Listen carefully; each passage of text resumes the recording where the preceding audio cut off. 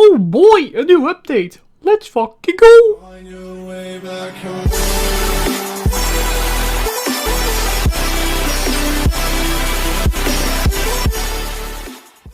Hey, what's up guys? My name is S and welcome back to another episode of Livon. We got a huge update, the classy art hole update. Yes, that's another killer pun, but this update includes a ton of stuff, which is actually quite nice. Also the new craft system, which I will talk about a little bit more. So first things first, we finally got the new execution map gallery, and oh god, this map looks absolutely awesome. I've played so far one game and it plays out really well. It is a beautiful map, it is quite big and it's just a really nice map to play. I will show you some gameplay. Already I found a little glitch, a shadow glitch that gave away the position, but that doesn't matter too much. So this map looks so nice, and if all maps in the future will be similar to this, like the style, just the graphics and all, it is really fucking awesome. Not gonna lie, definitely worth the wait. Unfortunately though, it is still execution, which kind of sucks, but hey, beggars can be choosers. And of course, the title of the update is actually kind of tied to gallery, of course, with the all art theme. And speaking of execution, Market and Overground also got a few minor tweaks, making the maps a little bit more visual appealing. Definitely needed, especially Market, the like big hangar thing. It got a lot more decoration and stuff, which I think is a really good thing because a lot of people like to camp there. Definitely great addition to those maps. And just in general, the overall decals and stuff is a little bit more fun.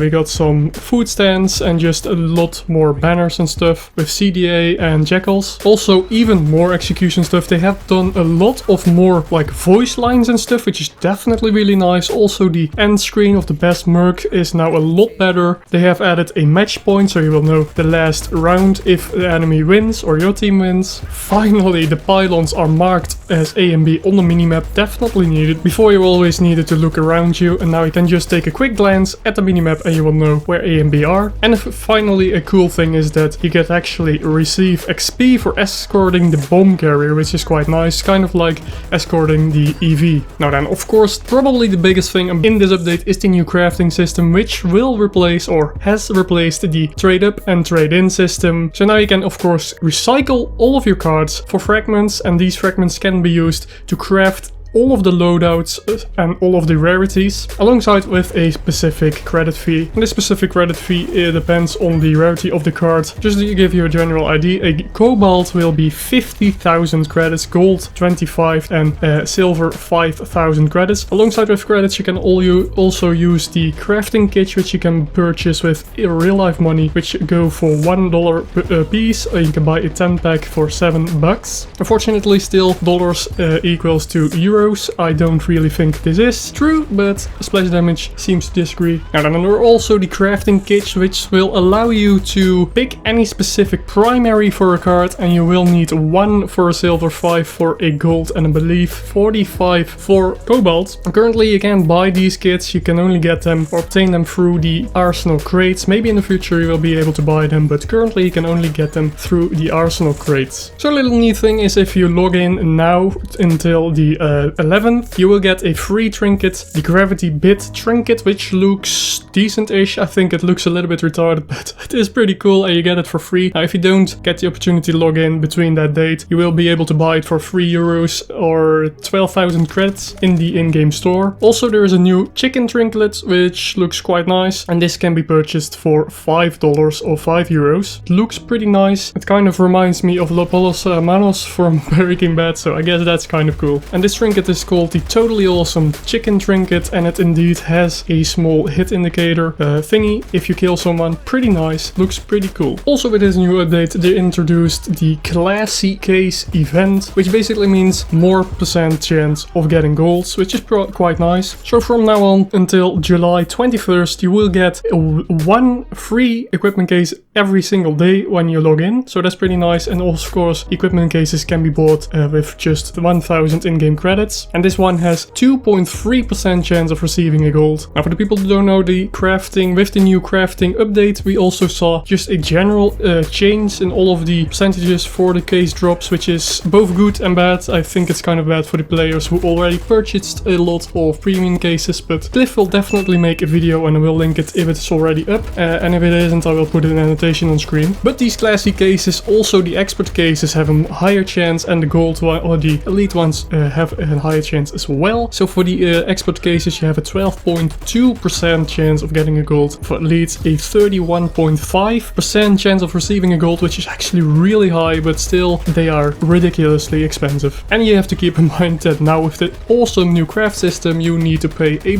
buttload of credits if you want to trade up to cobalt, or of course spend even more real life money buying the crafting kits. Ranked is also finally back, so that is pretty good because you do earn more credits there, and of course everybody is drowning now in the 1 hour credit boosters, so you can use those there and get 4 times the amount of credits, which is actually quite nice, and just ranked once in a while is actually quite a lot of fun. So that is back finally. So what would the Dirty Bomb update without some balance changes? So they addressed the burst rifles, basically making them a little bit less of sniper rifles and more of like actual burst rifles. So the BR-16 got a big change actually. They reduced the fire rate to 720 RPM instead of 800, and they increased the reload speed of 2.2 from 2 seconds, so this is quite a bit longer actually. Basically the same thing for the Stark AR. They reduced it from 857 to 800, and the reload speed has been increased from 1.2 to 2.2 seconds. So basically the main goal is to have less of like a really battle rifle with just one burst, all landing all 3 bullets on one place, to kind of have a little bit more time between the shots, so the aim has to be more spot on to get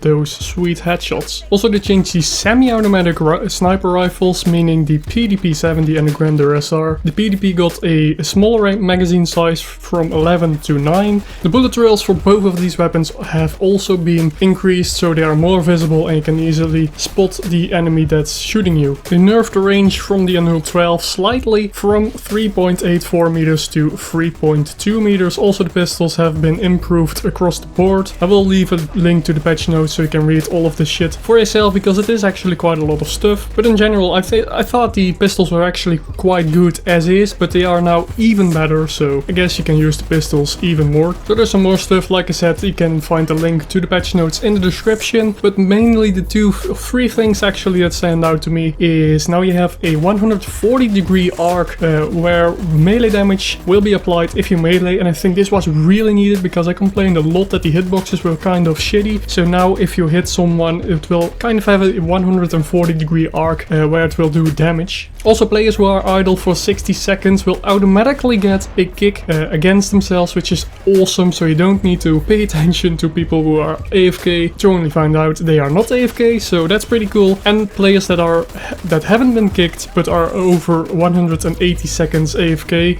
or idle will automatically get kicked by the server themselves, so this is really a big thing. Now I hope they will still address the kind of spectator thing, because that's also been a little bit of a problem, but we'll have to wait and see. So that was basically all of the content in this update. Quite a lot, definitely a content heavy update, which is awesome. The new craft system, which I guess is for new players good, and for low rarity cards is fairly decent, but just if you buy cases with real life money it is a ripoff. Cliff will make a video, I will definitely link it if it is already up. He will probably roast them, I think, because he said something on his Twitter, so I will leave a link in the description if that's up. Thanks for watching, let me know what you think about the new update. What do you think about the craft system? Have you used it? Are you going to use it, or are you kind of waiting until they maybe change some shit? I don't know. Thanks for watching, please leave a like if you liked it, subscribe if you haven't already, and I will see you in the next one.